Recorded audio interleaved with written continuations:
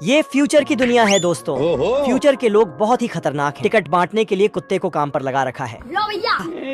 यहाँ बगुला बच्चा नहीं, सीधा माँ बाप की डिलीवरी करता है।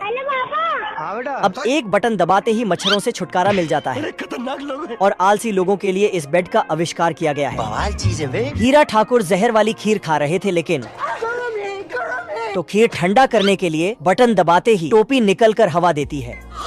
यह भविष्य की ट्रेन पटरी भी साथ में लेकर घूमती है। अच्छा। इस दुनिया में मछलियों ने भी ड्राइविंग सीख ली है और इस ट्रेन को चलाने के लिए 4 मजदूर पटरी को आगे रखते हैं। आप कहाँ थे ज्ञानी बाबा? ऐसा फ्यूचर कितना